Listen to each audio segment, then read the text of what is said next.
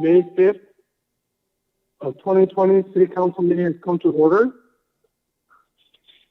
Before we begin, I just want to announce to let everybody know that this meeting is available on YouTube.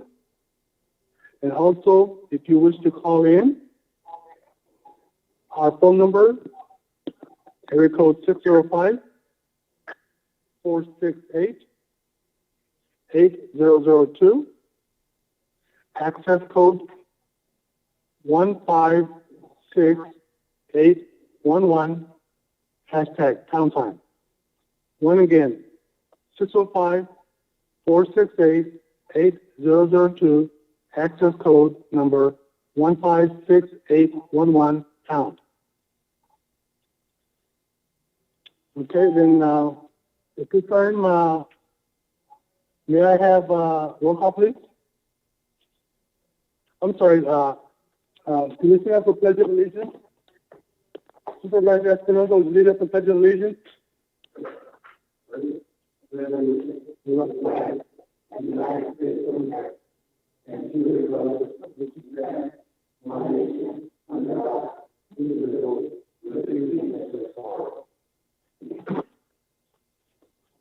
Please remain standing for the first responders and the military members. Moment of silence, please.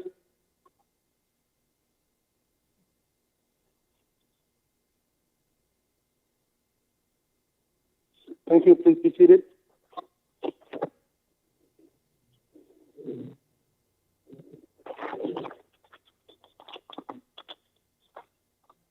May I have roll call, please? Roll call. Councilmember Batista. Present. Councilmember Aguilar. Present. Councilmember King. Present. Mayor Pro Tem Garcia. Present. Mayor Summer. Present. For the record, council members, Mayor Pro Tem and Mayor are in attendance. Thank you. Before we go to change of the agenda, may I have staff that is calling in at this time? May I have their names, please? Yeah, this is Mario Gavea, city engineer.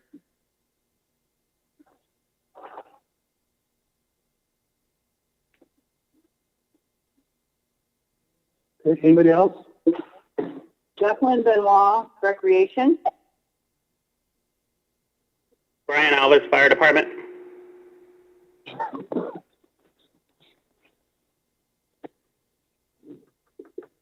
Anybody else? Jesus Chavez, water, wastewater operator.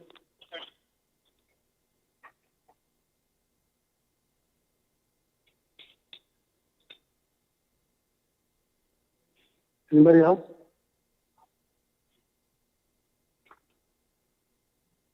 Anthony Chavarria, Public Works.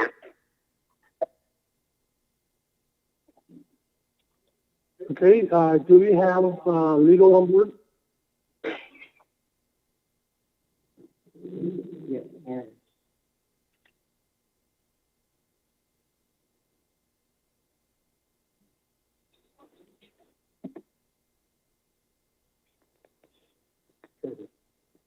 Okay, Trevor, could you please announce yourself?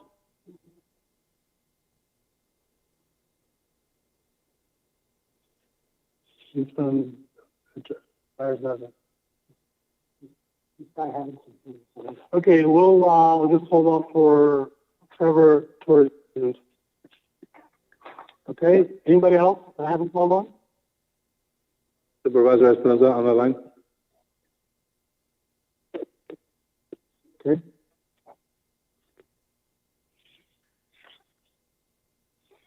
Okay, if there anybody else left, staff-wise? If not, then we'll move on to change of the agenda. Any change to the agenda, council, at this time?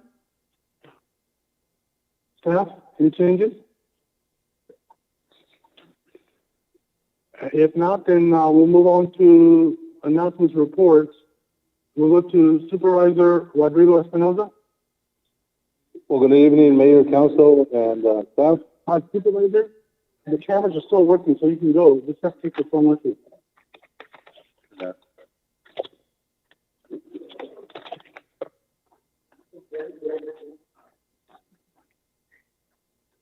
I don't know about that.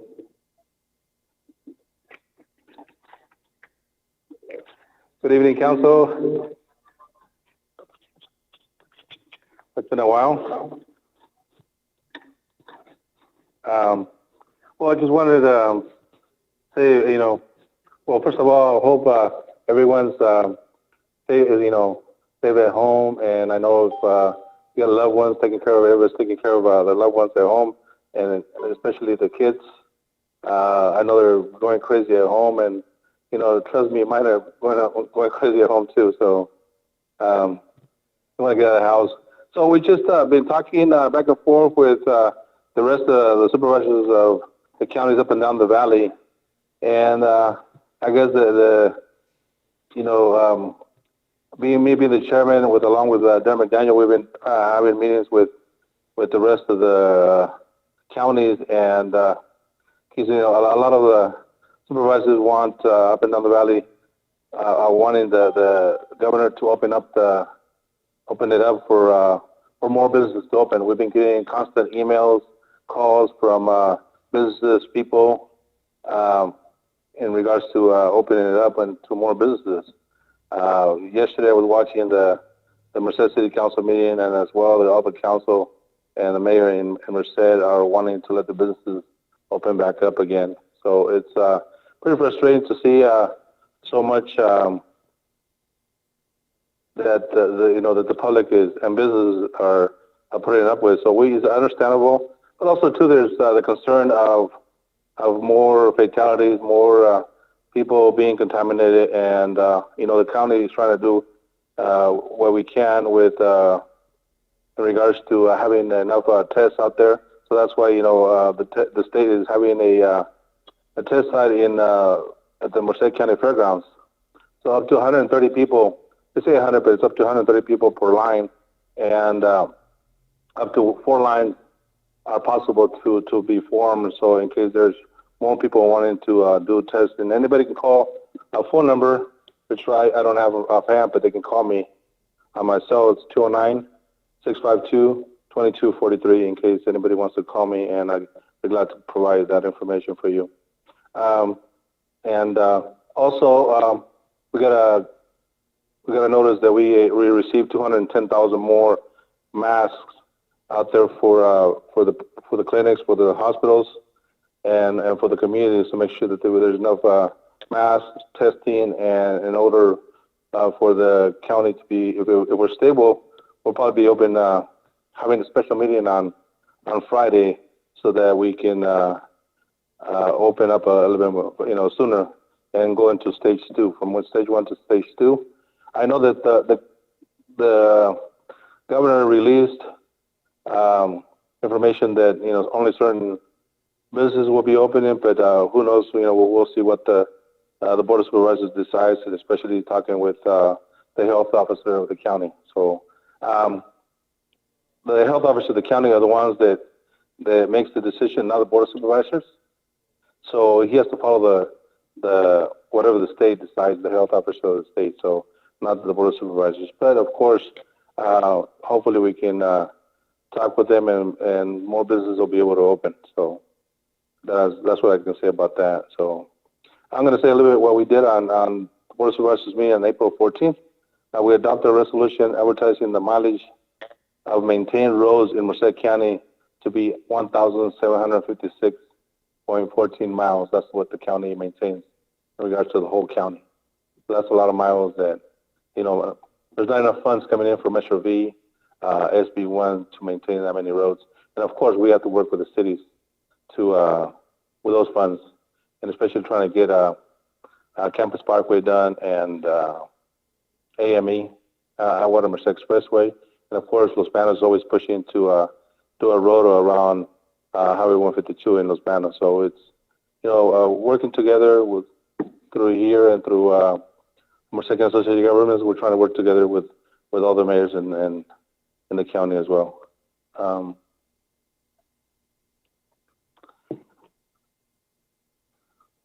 we did a proclamation regarding property taxes with our tax collector.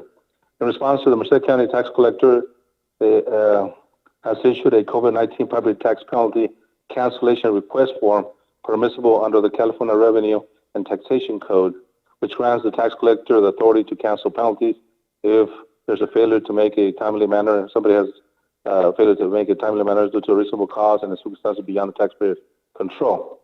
And so if the taxpayer meets certain criteria, which is part of COVID-19 testing, doctor referral, COVID-19 testing results, isolation, quarantine, hospitalization, hospital release, form indicating date of admission, your employment notification letters regarding the COVID, and there's unemployment insurance. So if you have any of those and can't pay your property taxes, you'll be able to get it's like a forbearance. You can pay your property taxes, and avoid paying all those penalties as well. Also, in regards to CASO, we, on April 28th meeting, we extended the lease with amendments where the county will be making more money in the contract with LRC, which is part of the Waymo or Google contract, for another 5 years, with options of another 10 years with 2 5-year options, which will make probably, if it goes over 15 years, probably about close to $700,000 in more revenue in regards to the next 5 years. We've been making less if we had, because it has more increases, CPI increases, and the old contract didn't have any increases. So that's a good one.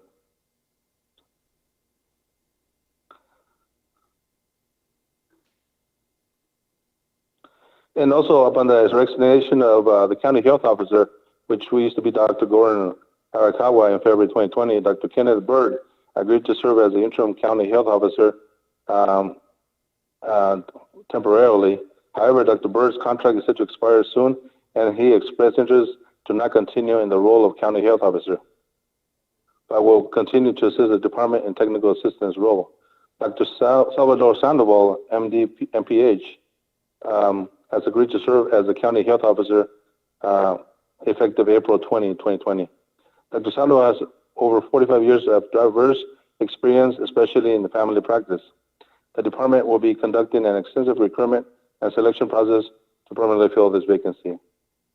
So he'll be paid from April 20 to June 30 of 2022, $200,000. So I know that it's a doctor, and we didn't. Dr. Bird decided not to stay, so he'll be making $200,000 for that time period. And also, too, he attended a virtual CCLS meeting in regards to eviction notices, and then we've been trying to getting calls regarding evictions, but we didn't feel that the county didn't have to do an eviction resolution in our county, since we're following the state's orders, but the state extension has gone to May 31st, and there's another. I guess the governor didn't extend it, but also too the Judicial Council of California decided to extend it for another 90 days. So people have, let's say 4 months. All this month plus another 3 months, so it'll be 4 months that people won't be evicted. So with that said, but still, people have to pay their rent. If you don't pay their rent, they'll probably sooner or later you'll get evicted. And there's nowhere to go in Merced County. So I just because there's a delay in evictions, that doesn't mean that you won't get evicted in the past, the future. So I always recommend for people. Even I call my mortgage, and they say that we'll give you a forbearance, but you sooner or later you have to pay it back. So it's just a mortgage or rent. People have to pay it back, but there's always people that think they don't have to pay the rent. So this is that you're not going to be able to pay the rent, but everybody has to. Otherwise, you'll get evicted sooner or later. So I recommend that if you can afford the rent, just talk to your landlord, and I'm pretty sure they'll work with you in regards to paying that back. So I think that's all for me, unless the council has any questions. I have a couple questions. Sure. Go ahead. As you mentioned earlier, that the governor announced yesterday that the state's moving towards going into stage 2 of opening the state. I know he also mentioned that, it's going to be also based on regions. He's considering that. He's saying that counties can move more quickly through stage 2. But in order for that to happen, the counties have to meet the state's readiness criteria. They need to submit the readiness plan to the state. Is the county working towards anything and what's creating a plan, submitting that? And he did mention that as soon as, Friday, that could happen, depending on the county's submittal of that plan. Yes, I think we're going to meet that that plan. They've already been developing it, and the CEO said that we'll have it by Friday. So we were thinking of maybe having a meeting on Thursday, but we're going to wait for the governor's release whatever he decides with the state health officer, and then we'll have a meeting on Friday.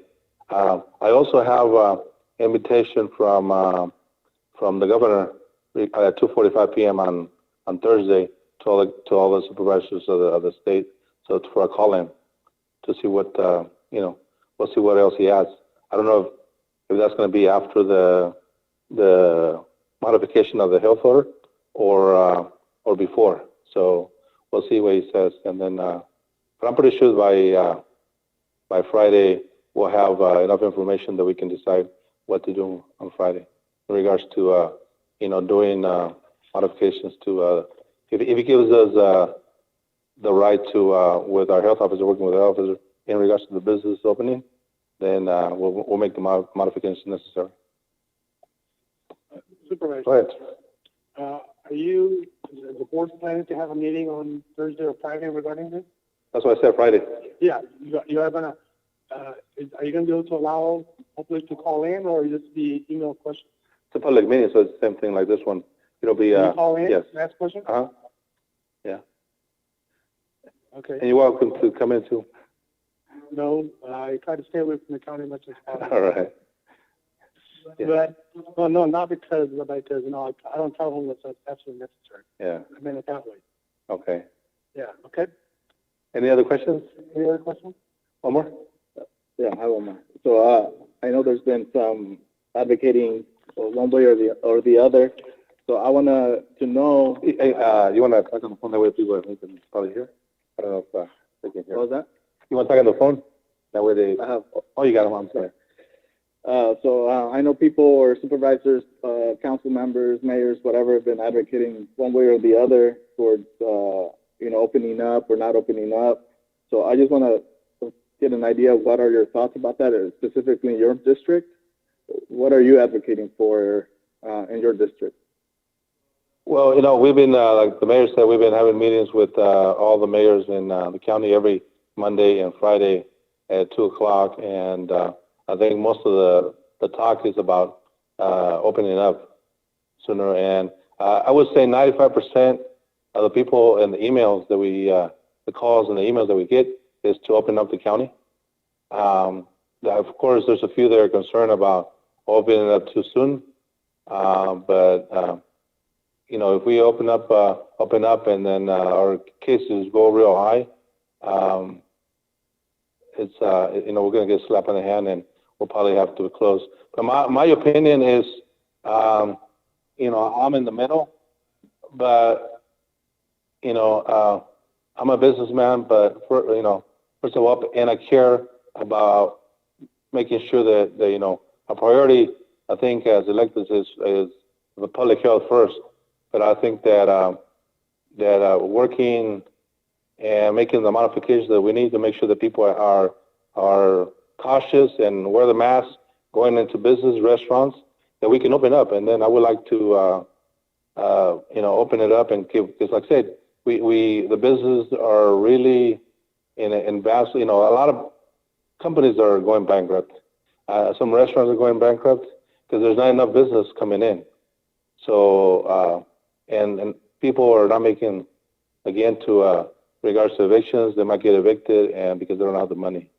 And they're going to get evicted anyway if they weren't paying the rent before, but I understand that, and I think that the virus is not going to go, is only going to get worse, than people that have medical issues, and the elderly are probably going to end up staying home. So, because I'm getting all the calls, and they're pushing us, not just me, I'm pretty sure you guys too, to open up. So I think that right now we'll, you know, if I vote is to open up right now, and we'll hopefully not see that many cases or increases. I know because of the testing, more testing, there's numbers are going higher, but hopefully it doesn't get that bad, and so that business can go on and the economy improves.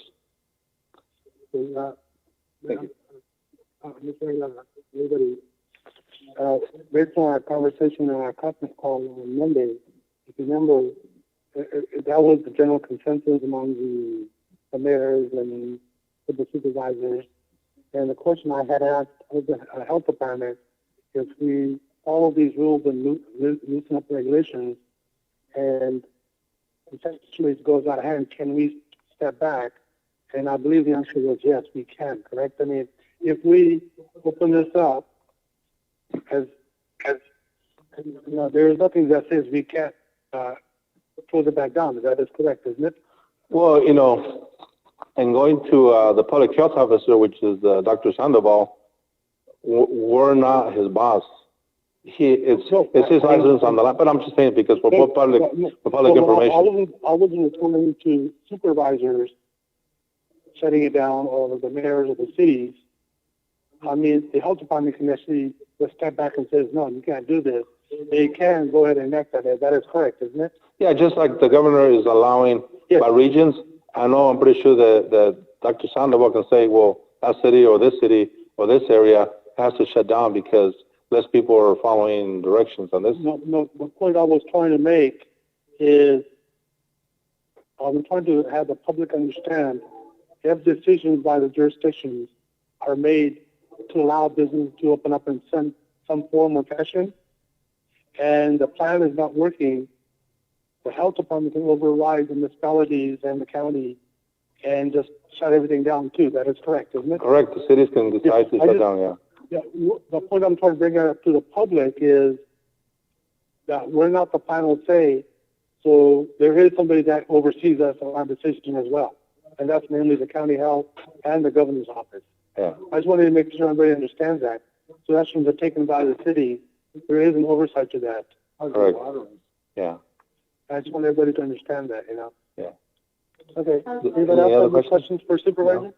Well, I want to wish everybody a Cinco de Mayo and Happy Mother's Day. Hopefully, if you're gonna have a party, just limit the party size. And you know, it's all about taking care of your mothers and the family, right? So. Yeah, remember it's also Taco Tuesday, so it's a double whammy today. You know? Tuesday. Yeah. So everybody. So that means you're buying tacos after this, right? Hey, Taco Bell's got us for free today. Let's go. You know. Yeah. One taco per person. No, but what I'm trying to say is, well, what's left of the Cinco de Mayo? I hope everybody celebrates it in a safe manner. Practice social distancing and just have some fun and let's be safe out there. Yeah, and like Jim was saying earlier, thanks to District 1, I was reelected for another 4 years, so I still have all this year left. And thanks to residents of Livingston and the rest of the district for supporting me, and I'll be glad to be here and continue supporting Livingston and the rest of the county as well. You know, one thing maybe you know, do you know what City Merced's doing by any chance? Yeah, I was listening to the council meeting for a little bit last night, and they had a big old turnout for barbershop salons, businesses, and other businesses that were pushing the city. So I guess as I heard all the council members' comments, and they wanted to open up today, ahead of a time, and they said they even mentioned about, I don't know if they did, not Newsom, but the city council, and they actually said that the police was not going to fine anybody if any business opened up. So that's the city of Merced not here. Yeah. So. I just wanted to A lot of folks don't get to watch, or they can, but they don't normally Yeah. watch the City of Merced meetings. I know you follow it, so I figured I'd just ask you. Yeah. Well, thank you very much. Okay, thank you, Supervisor. Be safe. Okay, at this time, we'll go to city staff announcements and reports. Mario, engineering, do you have anything to report? Sure. Thank you, Mayor and Council. Just a quick update on what's going on. The CCP project at well 16 and 14 is going on as scheduled, so nothing really new there. Tomorrow we're having a pre-construction conference for the test well for redoing well 9. So that's happening tomorrow. And of course, we have another item on the agenda tonight, and I'll talk about that when we get to it. That's all I have. Thank you. Recreation, Mr. Law? I have nothing to report tonight, Mayor. Thank you. Fire Department, any report? The fire department has no report for tonight, Mr. Mayor. Thank you. Public Works, I see 2 gentlemen get up at the same time.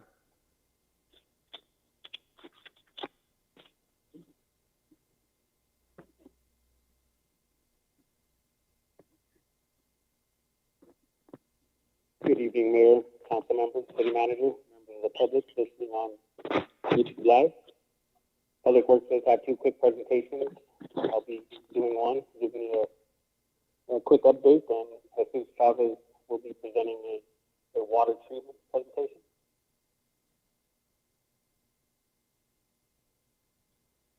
So the current projects that we're currently working on are Measure V Road Sidewalk projects, Well 14, 16 TCP arsenic project. We continue our facilities disinfection program on a weekly basis. Well 9 test hole, which we awarded water quality well drillers at our last council meeting. Here's a picture of our Measure V funded HAMMATT Overpass striping project. If you traveled over the weekend over HAMMATT Overpass, you'll notice that's a lot brighter up there. Another Measure V funded project, our Main Street asphalt repair and crack sealing project. See the picture on the left. Staff cut out quite a few areas of filled asphalt that was unraveling. And they're finishing up, I believe today they finished up crack filling. The picture on the left showing staff prepping an area that are filled. Picture on the right is hot mix that's ready to be rolled. It's a larger area that staff demoed, prepping, getting ready to roll hot asphalt. Another project that we're working on, another Measure V funded project, is the A Street project. You can see the picture on the left is before. We had quite a few trip hazards on that sidewalk along Campus Park School. Picture on the right, on some clean repaired sidewalk. Should be wrapped up there in about 2 weeks.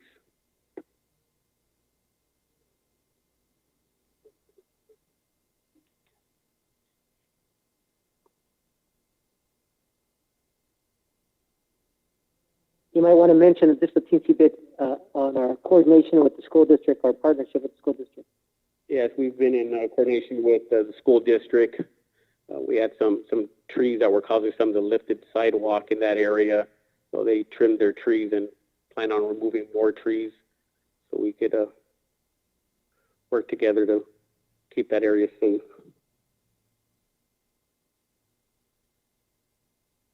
This picture is of our well 14 project. This is the new main line, water line, coming from well 14, being laid along Dwight, and it'll hit Olive, and then come into well 15. Some of the valving and piping on Olive right in front of well 16. It'll be tying into well 16 and the GAC treatment. before and after pictures of the concrete pad for the GAC vessels. A lot of concrete.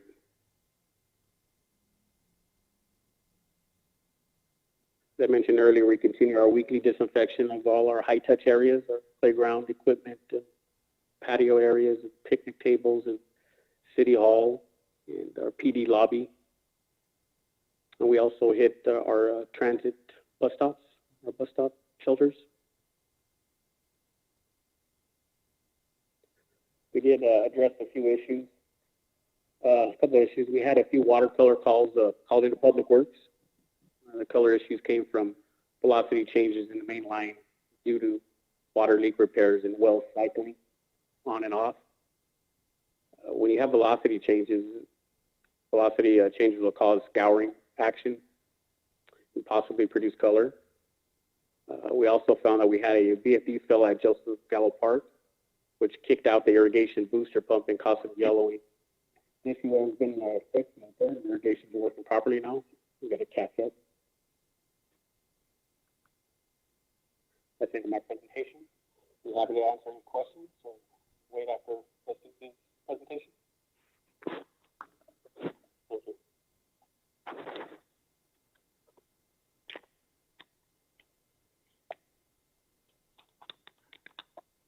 Again, I'd like to introduce Jesus Causes with the Operations Department. Good evening, Council, Mayor, Jose, and the residents of Livingston watching on YouTube. Presenting a short PowerPoint here on the City of Livingston water wells. The city has 9 wells, 5 non-treatment water wells, 4 water treatment facilities. As you can see there, I put them on a map. You can see them by number. They're all around Livingston here. All non-treatment wells resemble this well here. This well here is well number 12. It's located near Livingston High School. You can see the, sorry about that. You can see the batting cages there in the back. The average well depth of this well is 200 feet. We are required by state law to add sodium hypochlorite as a safeguard to eliminate any pathogenic bacteria. State laws require us to have a 0.2 chlorine residual in our system at all times and a maximum of 4.0 chlorine residual in our distribution system. But we maintain ours at an average of 0.75 mgl chlorine residual, and that's throughout our distribution system. Treatment facility number 8. At this treatment facility, we remove 123 TCP. The average well depth is 300 feet. It produces an average of 900 gallons a minute. Filtration media is GAC, and that stands for granulated activated carbon. This well is treatment facility number 8. It's located in front of Yamato, the Yamato school. We produce an average of 1 million gallons a day of drinking water out of this facility here. We also have treatment facility number 13 and number 17.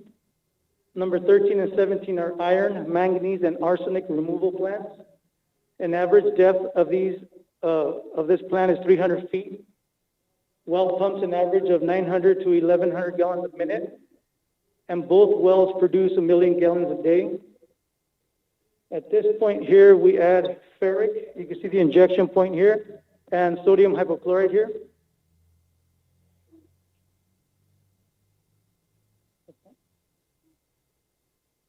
So the picture on the left, this is our PLC that tells us how our well is running.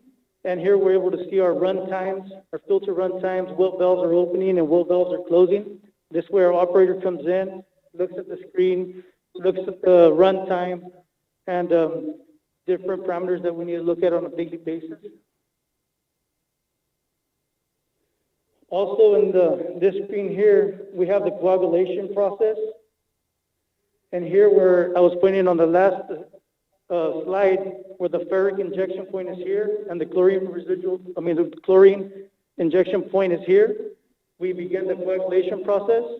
The coagulation is a process used to neutralize charges and form a gelatinous mass to trap thus forming a mass large enough to settle or be trapped in the filter. The sodium hypochlorite is used as a disinfectant and is a strong oxidizer.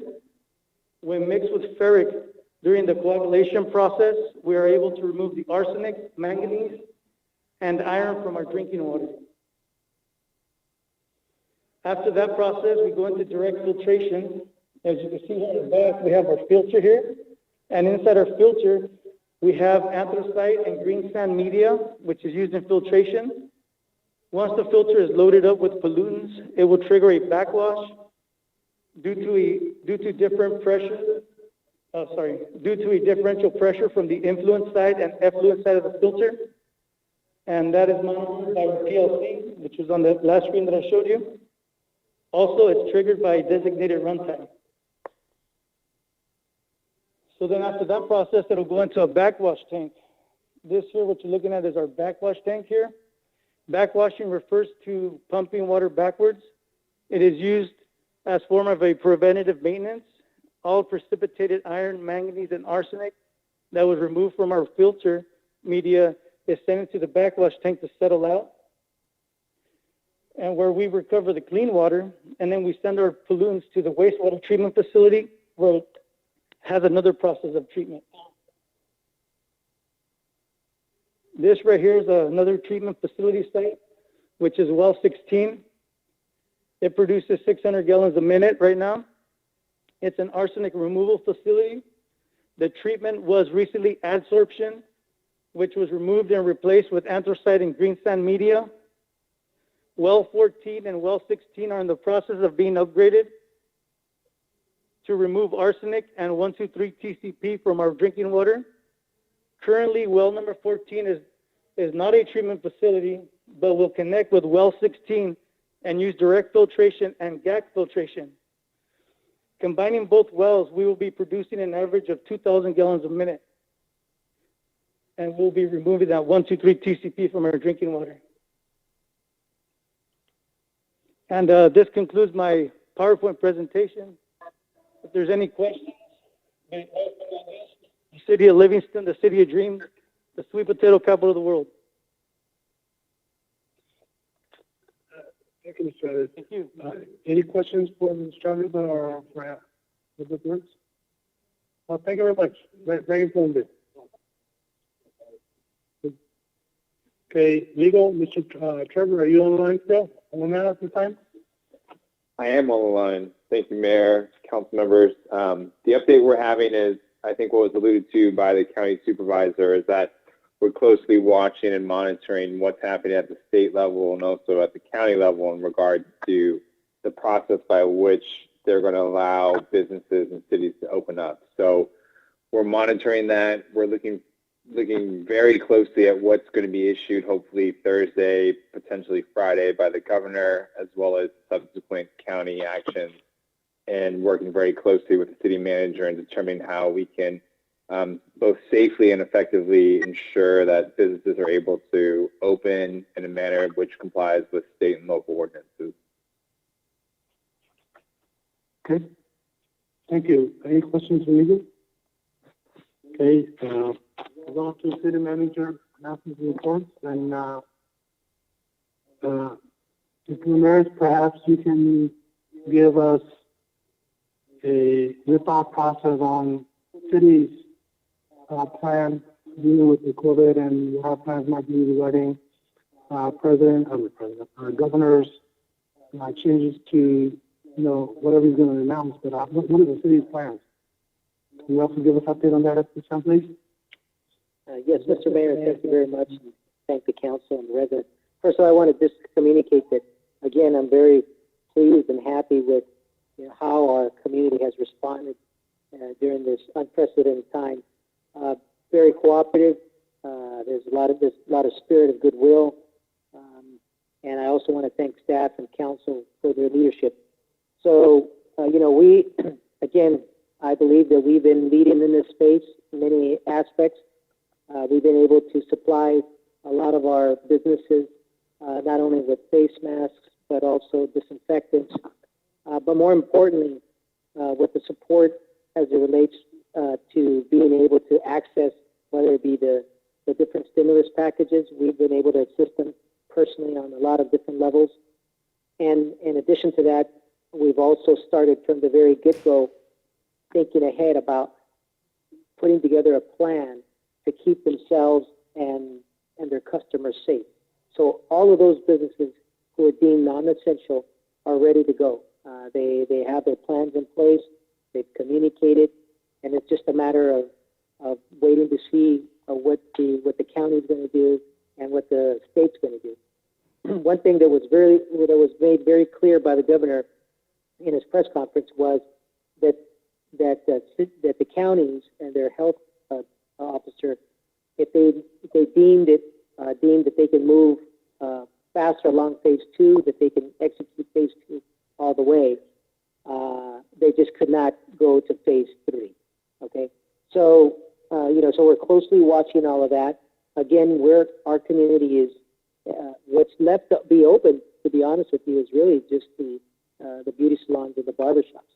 For the most part, everybody else, I mean, we don't have any bars, we don't have any gyms, but we do have several places of worship. So I think that, I don't want to put my businesses in a disadvantage, in a point of being disadvantaged where we have a major city like the city of Merced, or the city of Los Baños and others around us moving a lot quicker and us just, holding the line. I think that as the supervisor had alluded to and also our mayor, if we put those proper protocols in place, again, I believe we were even though Los Baños put a facial mask order in place that was not mandatory, our leadership here with the council, ours was mandatory from the get-go. And so with those provisions in place, making sure that they make appointments, sanitization of the seats, and putting a lot of other protocols in place, I think that they can certainly move on to that phase if the beauty salons and the barbershops are allowed to open. A lot of them are stressing because, again, we're talking about 7 to 8 weeks now, and so it's become that much difficult for them. So to answer your question, Mayor, we are ready to move along with everybody. Hopefully, we can move along together, and if others decide to move, then I believe that we should allow our businesses to move forward with those proper protocols in place. We can always come back and ratify. Okay. So we're going to continue to help our businesses in all aspects. Again, from if they need sanitizers, if they need face masks, if they need technical assistance, we're here to assist them and help them in every shape or form. Any questions related to that before I move on to other items? What I wanted to do, thanks for the update, is I wanted you to make these comments now because in a few minutes after the mayor's and the council's comments, citizen comment portion is up. I wanted to have the public the opportunity to address any concerns that they have. So at this time, council, any questions or any comments on Mr. Ramirez's remark regarding what we're planning or what the county's planning? Just some comments. Part of my question was for the supervisor to see what was happening at the county level of, going through stage 2 and just listening to the governor's announcement and all of that. I do appreciate what we've done here in the city. We kind of took a leadership role in setting those guidelines in place to be prepared to open once the governor and the county allows us to open, fully open. So all those guidelines that we put in place, I think will facilitate a ease into opening up with all those precautions in place. I understand everybody's concerns in town wanting to get back to things, but I understand the frustration definitely. But at the same time, we have to be cautious. We have to look out for our family, our neighbors, our community, and make sure we are going to open up in a safe manner, in a safe way. It's very important. You know, I am conflicted, kind of like what the supervisor was saying, that, you know, kind of somewhere in the middle. I am conflicted. I understand the economic downfall of this situation. I understand, though, also the risk of losing lives and having people sick. So, but I think if we're following those guidelines that we put in place, we could do it in a safe manner, and always, you know, looking at the data, looking at what the professionals are saying, and really base everything based on the knowledge of what we learned of this current situation. Okay. Thank you.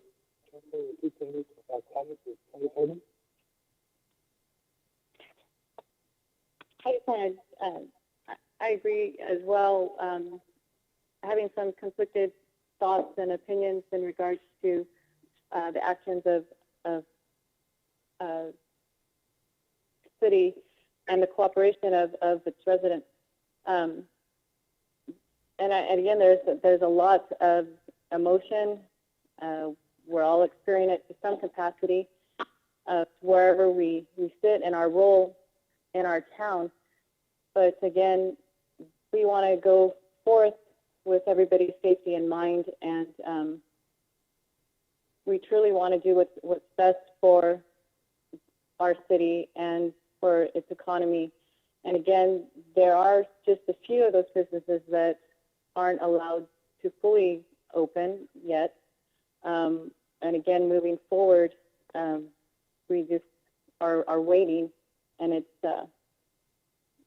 a little bit concerning sometimes, knowing that we've got to do this in a way that it doesn't cause more stress on the ongoing happenings in our state and our nation.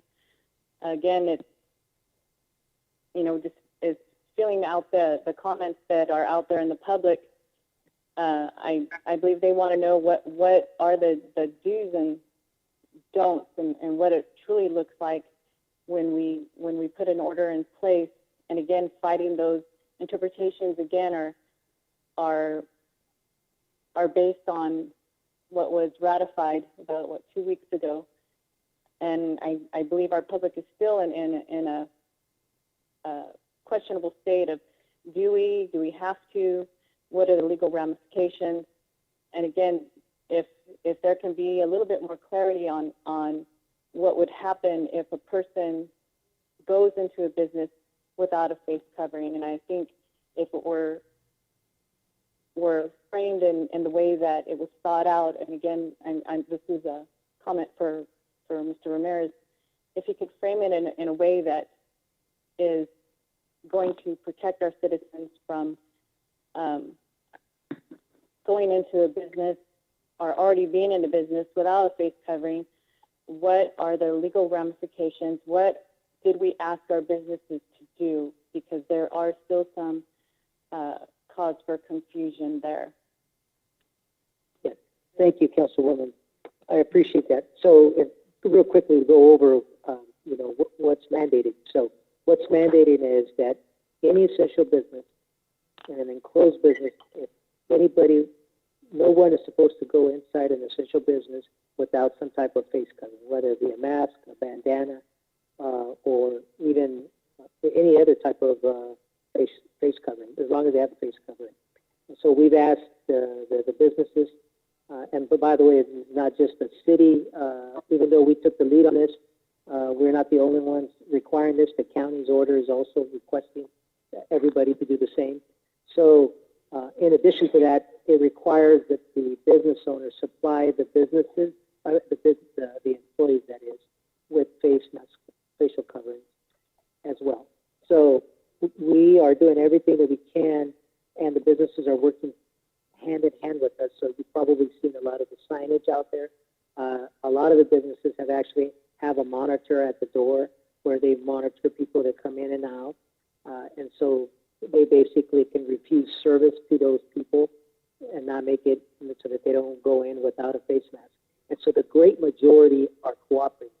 Where we're having a little bit of difficulty is really in Winton Parkway and primarily with one business out there, because you have a lot of people who are not Livingston residents. I believe that the great majority, if not all of the residents in Livingston, are wearing the facial coverings when going into an essential business. It's those people that are going, I mean, they're probably not even from this state. Who knows? They stop by, you know, they have the big trucks, etc. So what we're doing is we've supplied a lot of the businesses with face masks, some for sale and some for free, and so continuing to try to educate. And we also posted signage at the very entrance point, and it's very difficult for some of these businesses to be able to afford to put one person in front of their doorstep all day, all night.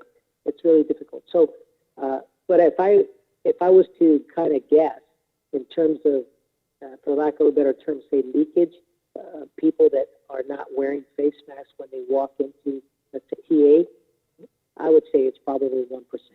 Okay. Do I want 100%? Yes. Can we get to 100%?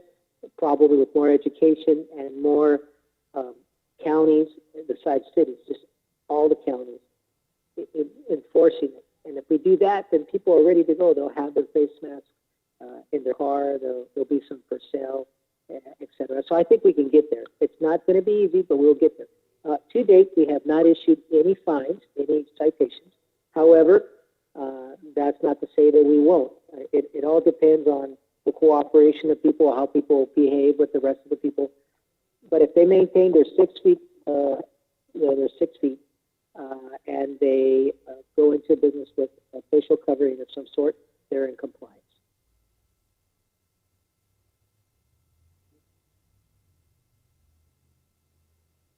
Thank you. Do you have any comments on this item?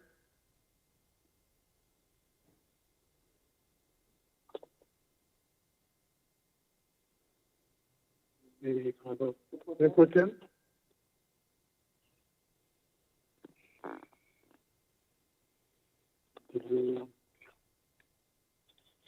Councilmember Kang, are you still on the line? Yes, can you hear me? Mayor Pro Tem? Yeah, okay, you must have the mute on or something. Yes, can you hear me? Yes.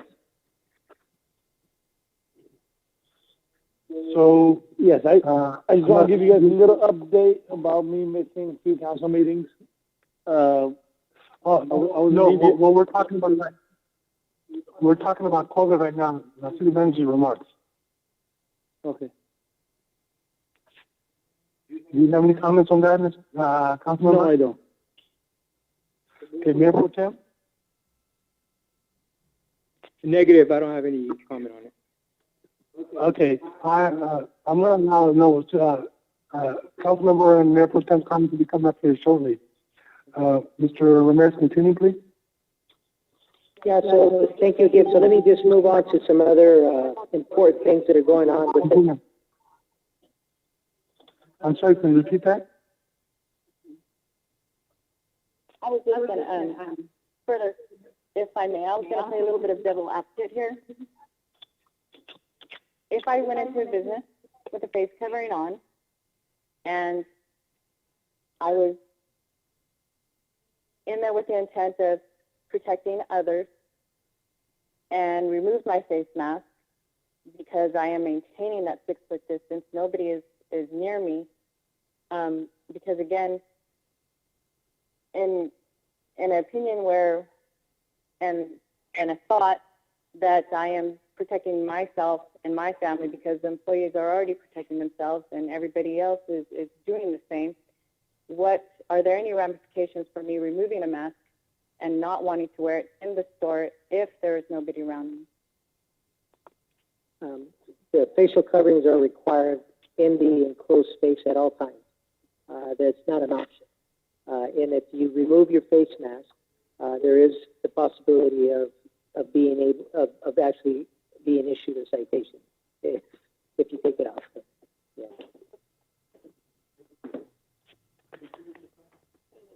All right. So I just wanted to make some comments related to some other things that are going on. City Hall, even though we have all this COVID stuff going on, the city is still functioning as best as we can. We've been able to move ahead a lot smoother than some of our other neighbors because we implemented a lot of technology early on. So E360, basically all plans could be submitted electronically, can be reviewed electronically, and so all of the different projects that are in the chipper, like you know, the truck stop over there off of Hammond and Campbell, the Arco, whether it be the physical therapy place or the new Domino's, etc. All those projects are still moving along. Again, we're just a lot of it remotely, and it's all electronic, but it's still moving forward. So I'm very happy to see all that because it's going to require a lot to kind of get out of this financial uncertainty that we're in. Okay, so but I just want to let everybody know that their staff is doing everything possible to facilitate and move things very smoothly. We're also working with the 35 acres off of B Street. That's moving along smoothly, and we constantly have coordination calls. So a lot of WebExing, Zooming, conference calls, or a combination of both, but everything is moving smoothly, and so I just want to thank everybody, especially staff and council, for your support and guidance during this difficult time. Thank you.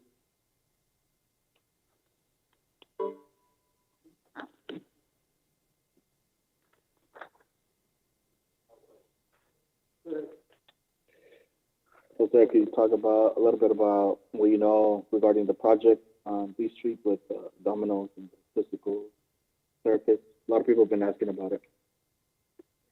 Yeah, so we recruited Golden Bears Physical Therapy, and they actually have quite a few facilities throughout the Central Valley. So right next to CVS, right across from Rancho San Miguel and AutoZone, there's going to be a physical therapy.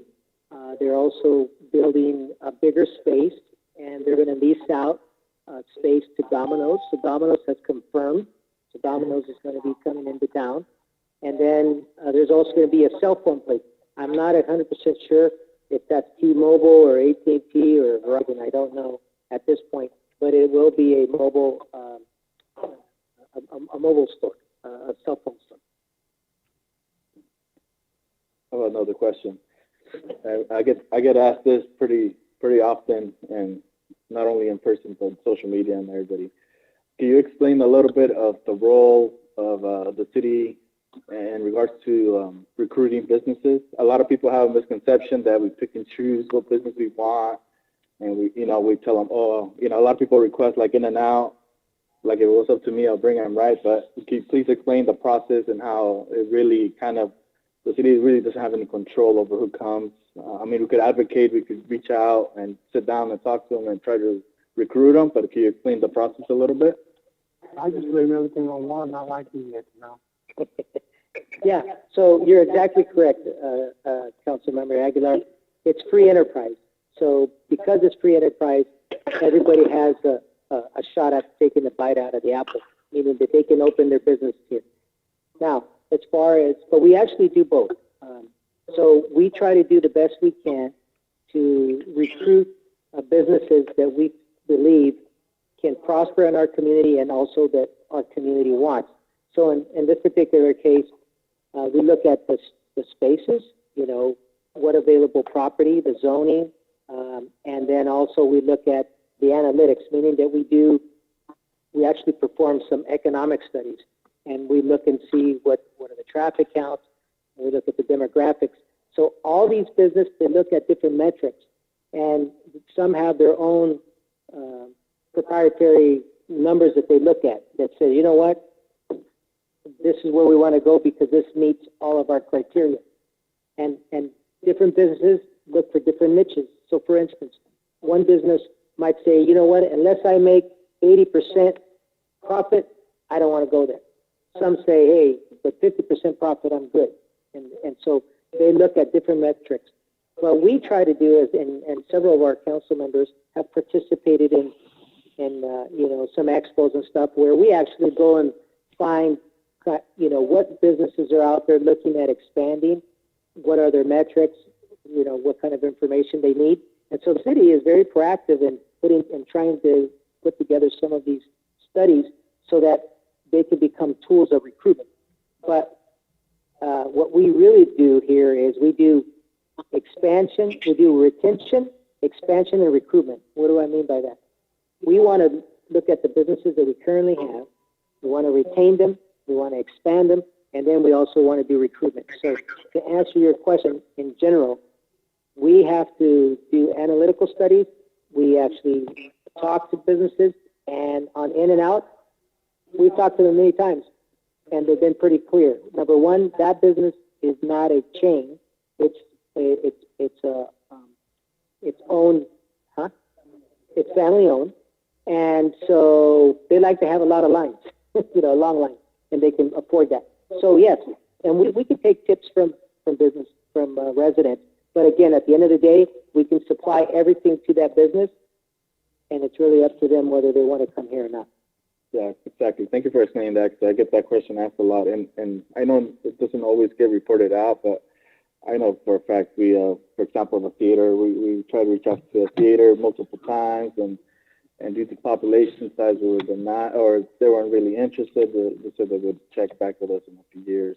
And then a couple other restaurants. So we do advocate.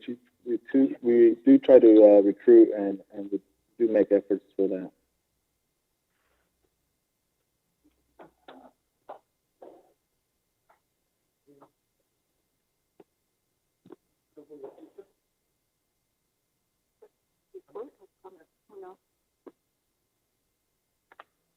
Councilman,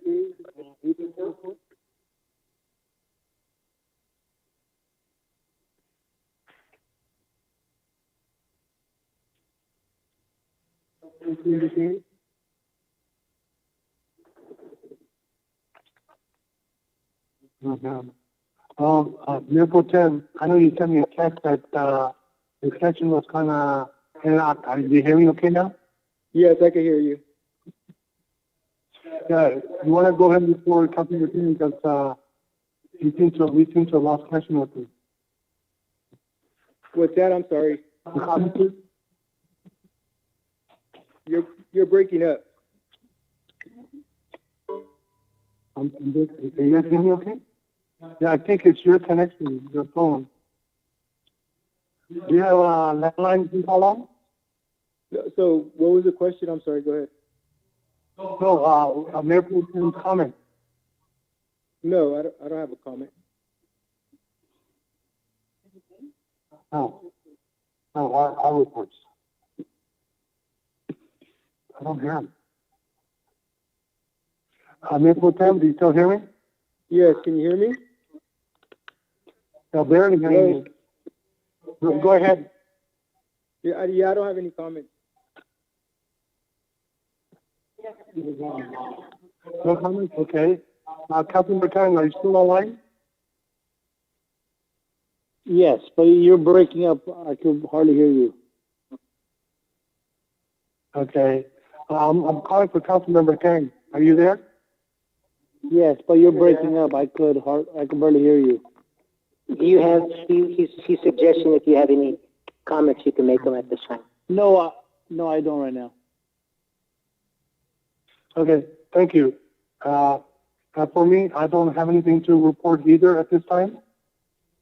So we'll go on to citizens' comments. Mr. Ramirez, I believe we had an email with the citizens' questions. Can you read those into the record and answer them, please? Yes, Mr. Mayor. We received the comments from Mr. Robert Wallace, and he addressed his email to the mayor and myself. In a recent conversation with the mayor, requested that I be allowed to ask questions through him to the city council. My questions are as follows. Number one, status of homeless encampment on 164B Street, if any. Number two, for our acting chief of police, what is the policy on cleaning vehicles after each shift to protect our first responders? And are we fully equipped with enough protective gear? Number three, same as above for our CAL FIRE station. Number four, who is responsible for enforcing the city emergency declaration and were any violations or violators cited? And finally, number 5, are city employees furloughed or laid off due to the city hall closure? So we'll take these questions in order by the corresponding staff. So Chief Soria, if you want to take on item number 1 and 2, please. Yes, sure. Good evening, Council, Mayor, and members of the public. As for the first, our procedure regarding disinfecting our units, and we do that on a daily basis. That's done every day. If there is anything that is out of the extraordinary, we arrest somebody that could be potentially exposed. I'm supposed to be notified immediately so we can get that taken care of again right away, because we don't want to subject any of our officers or any of our employees to any potential hazards. As for, I'm sorry, what was that? Somebody had a question? No question. Okay, and Jose, what was the second question? Yeah, the other one had to do with the status of the homeless encampment at 164 B Street. Okay, yeah, I just was made aware of this last week. I am trying to notify the owner, or actually I'm trying to identify the owner of the property to get this taken care of, but we are aware of it and we are working on getting this taken care of at this point in time. Thank you very much, Chris. All right. Brian, would you take on CAL FIRE question? Yeah, no, not a problem. So we clean our vehicles. If we run any potential cases, somebody has a flu-like system, all our equipment will be decontaminated. We have a suit that will come back. We'll soak in a decontamination solution to decontaminate everything. The vehicles are getting cleaned every day. The station's getting cleaned and disinfected every day. And we are doing self-monitoring for the employees to make sure that we don't have any of the flu-like symptoms. Thank you very much, Brian. As it relates to item number 4, was who's responsible for the enforcement of the emergency declaration? We are all responsible. We all have to do our part. But as it relates to the actual enforcement and issuing citations, that of course is our law enforcement. We have not issued any citation to anybody at this moment in time. As it relates to item number 5, whether or not we've furloughed or laid off any of our staff at City Hall, because we're currently, the lobby is closed, but City Hall is continuing to function and it's open. It's just not open to the public. There has been no furloughs as of yet. There has been one of our part-time employees under our Public Works Department. Some of them have been, I don't want to say laid off. Right now, they're part-timers and they're not working, but if we need them, they're all on call. But that's not to say that that's not going to change in the very near future. Thank you.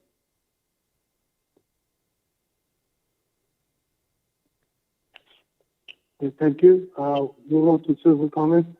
Members of the public wishing to address the City Council will be given a allotment of comments in 2 minutes. That's normally allowed for meetings subject to the provisions of Executive Order number N2920. This section of the agenda allows members of the public to address the City Council meeting items not otherwise on the agenda. Members of the public recognize those who come forward, identify themselves, comments a moment in 3 minutes in accordance with still permitting us. No action will be taken by the City Council meeting this evening. For items which are on the agenda, this evening, members of the public will be providing opportunity to address the City Council as regards the discussion. Do citizens have any comments at this time? I have a comment, Mayor. This is Rodrigo Espinoza. Go ahead, please. Regarding the mask in business off the freeway, I think that, a lot of people don't always hesitant, or business, actually customers are hesitant to wear masks, and we have a city ordinance, and they're just here for 5 minutes. And if it's hard to enforce people just passing by and getting something to eat or getting up to a restaurant. So I know that we're not going to have our offices there every second of the day. So like Costco is, instead of turning people away from providing masks now. Obviously, because you go to Costco, you spend at a minimum $100 or more. Yeah. So, but at least here, just like trucking, when they're parking, I always emphasize on letting people park, or in this instance, if they're just passing by and not wearing a mask, it's I would assume it's okay as long as they keep your social distance. And going on to Golden Bear Physical Therapy, last year when I had my shoulder surgery, I have physical therapy with Golden Bear and physical therapy in Atwater, and the staff is great, and the business is very good, I think. And then, every time I was there, everybody, every time that I went there, I knew different people, so they thought I was a celebrity. I don't know. Everybody in Livingston or Delhi, a lot of people there that grew up in Delhi and Livingston. So a lot of customers were from Delhi and Livingston. So if we have it here, I'm pretty sure we'll get some more people from Livingston and Delhi, and then they can always shop there in Livingston. So Golden Bear will be a good asset for Livingston, and in regards to that business there. So that's all my comments. Thank you. Public, any other comments on this portion? Anybody on? I have a question. I didn't know the formalities of it, but a question was texted me because they have problems with phoning in. But, of course, what you can do, if you have the name of the person, you can identify the name of the person and ask the question, of course.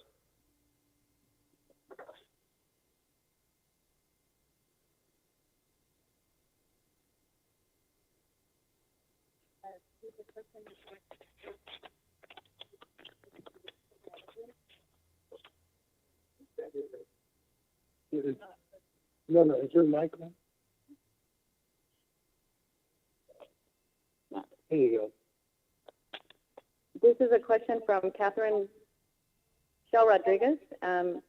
It's a question for the city manager.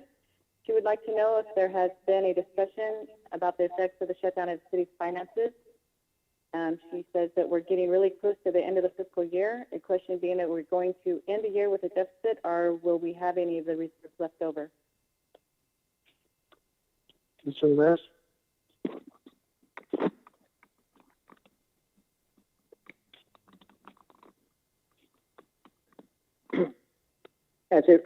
Staff has been looking at the finances along with our council even before the COVID-19 actually hit.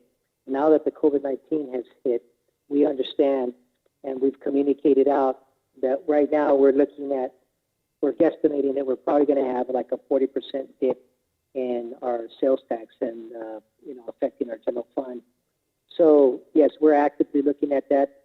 We're definitely preparing for that, and our next year's fiscal budget is going to be very bare bones, and we're going to look at everything is on the table. So we're definitely looking at that.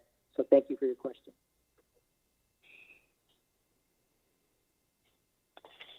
Does any other staff member or elected official have any questions from the public they need to put into record? If not, any other public comments at this time? Does anybody wish to pick up comments? Robert Wallace.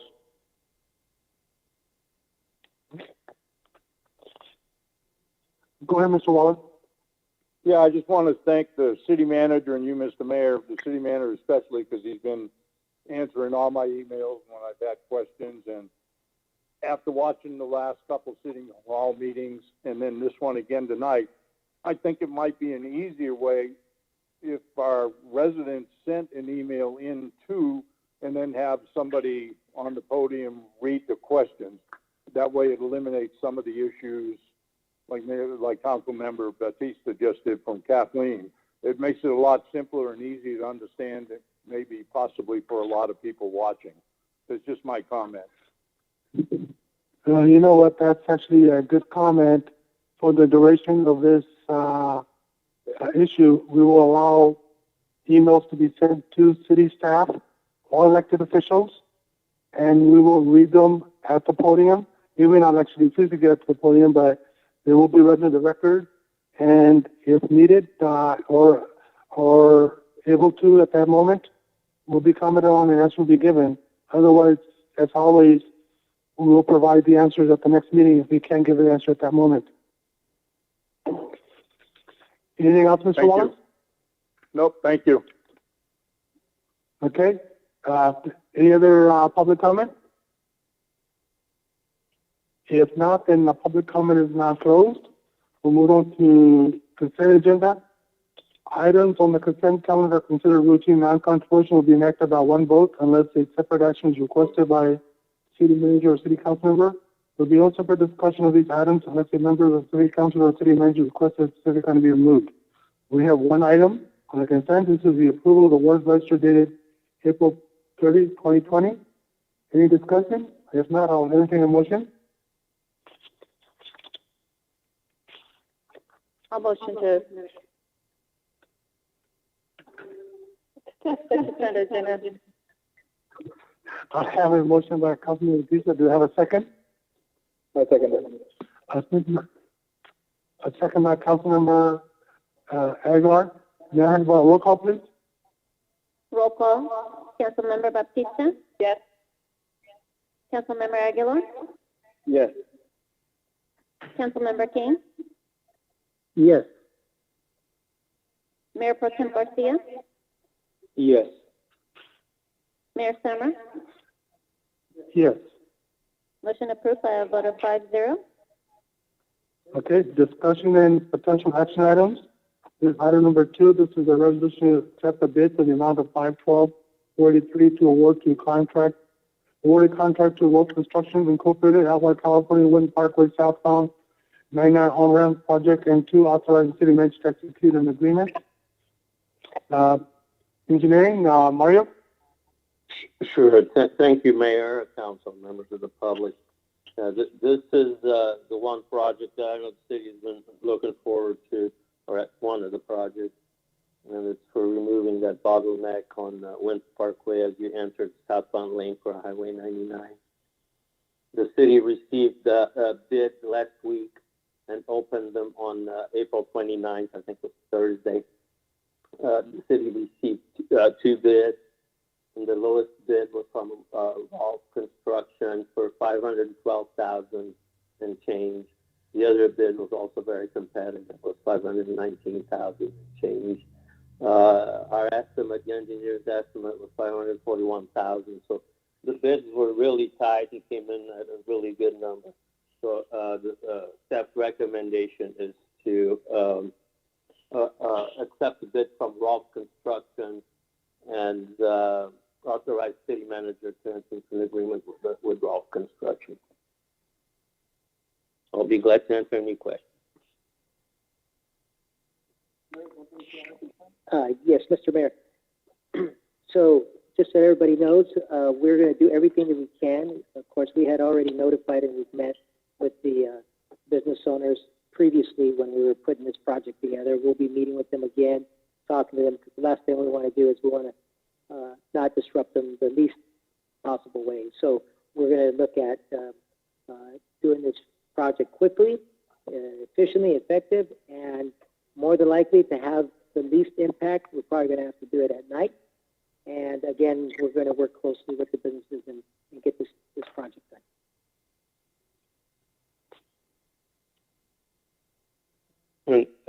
Let me add something here. This is Mario again. In terms of disruption to traffic, there's enough room on the existing road to just divert traffic a little bit, so that it's going to be a shoulder closure. And of course, Caltrans has been involved in this from the beginning, and it feels fine with what the city proposed. So in terms of disruption to traffic, it's going to be, there are no detours. It's just going to be shifted a little bit, and that's pretty much it. So it shouldn't bring about a lot of disruption. One other thing I would like to add, Mayor, is that I wanted to ask Mario, it did kind of give you a time frame of when they are going to begin the project and the estimated I time actually, for completion? right. I think the on the contract, now I don't have the contract in front of me, but I think it's 50 working days, which is 10 weeks. I did make the contractor aware that the city was contemplating awarding the project tonight, so Rolf Construction is aware of that. Once we give them a notice of award, we're going to get the paperwork that needs to be done, which is agreements, bonds, and certificates of insurance. That normally takes a few weeks, and then get them to start as soon as possible. I did make them aware of the fact that the city is really wanting to get this project moving forward as soon as possible. So we'll all work together and look to get the project constructed as soon as possible.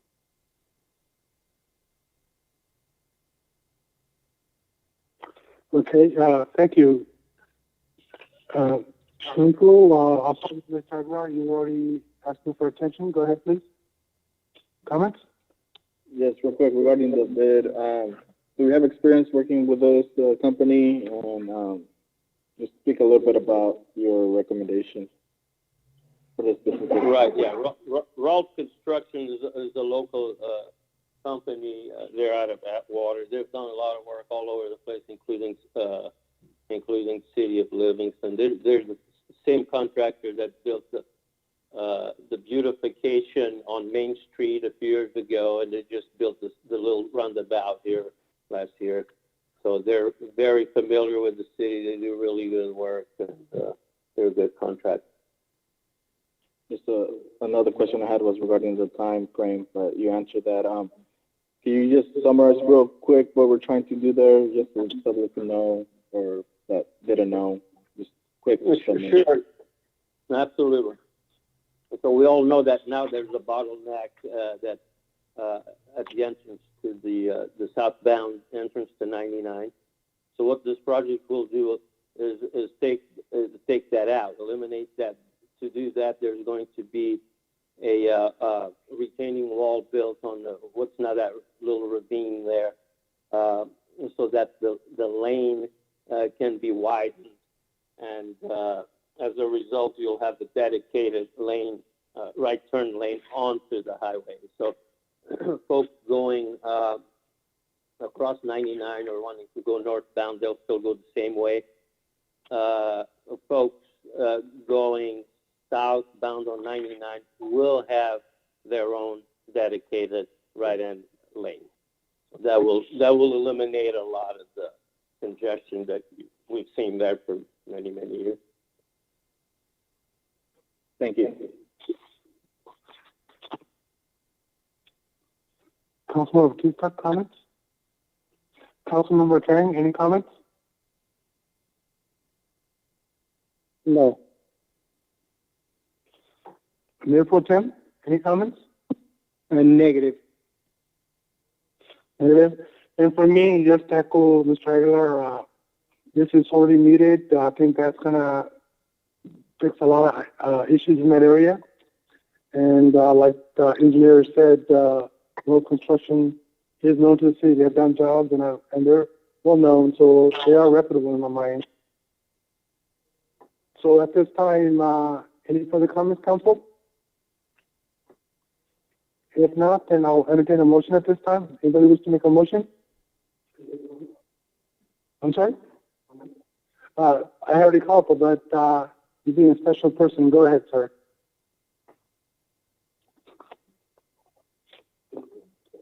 Huh? Yeah, I know.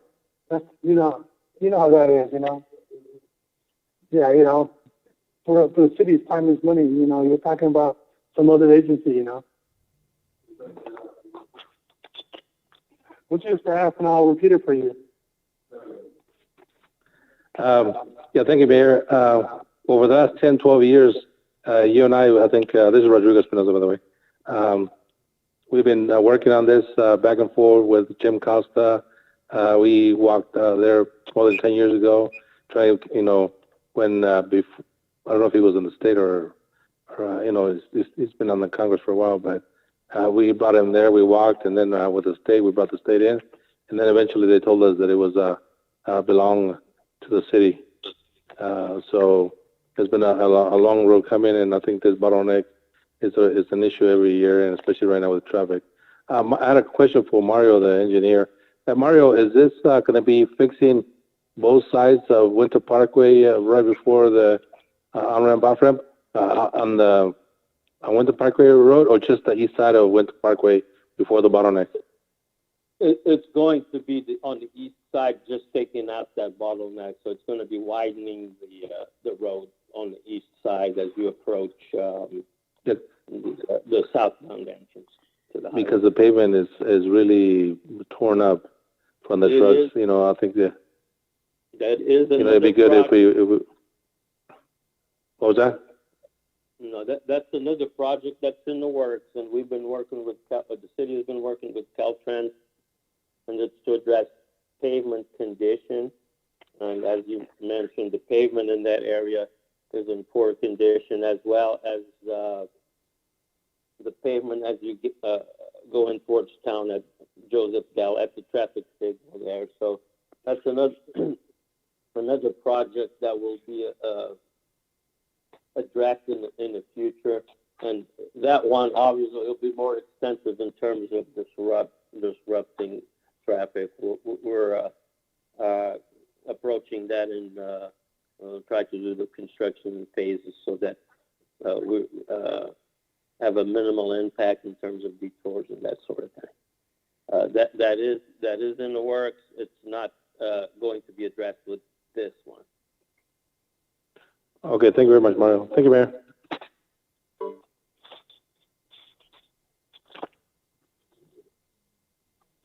Yeah, thank you, Supervisor. You're right. We've been working those for over a decade now, and Caltrans never answered our original question: why would you design it that way? Why would you not put in the last 10, 15 feet of it? We never did get an answer, and now they're saying it's a city-induced traffic, so city is responsible. But I think they probably would have done it for another couple of bucks, you know, when they were doing the original design. But, you know, state, you know, they'll take you around, you know, and never answer your questions. But eventually, you know, we, the city, have to handle it and deal with it, and I think we're doing it. So at this time, as I said earlier, I will entertain a motion. Does anybody wish to make a motion at this time?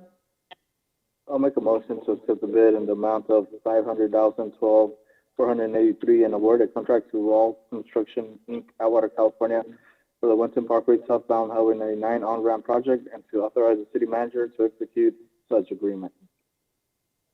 I have a motion by Councilmember, or do I have a second? I'll second. Second by Councilman Bautista. The disadvantage of calling in is the person sitting next to you can go a lot faster than the call. So I heard somebody about to say something, so I apologize, but I heard Councilman Bautista. Yeah, I heard her say first. I will say motion by Councilmember Aguilar at this time and second by Councilwoman Bautista. May I have a roll call, please? Roll call. Councilmember Bautista? Yes. Councilmember Aguilar? Yes. Councilmember King? Yes. Mayor Pro Tem Garcia? Yes. Mayor Summer?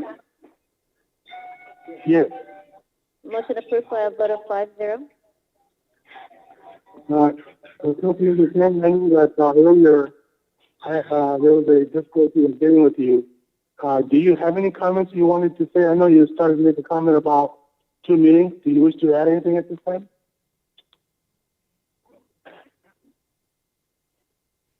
And we lost him again.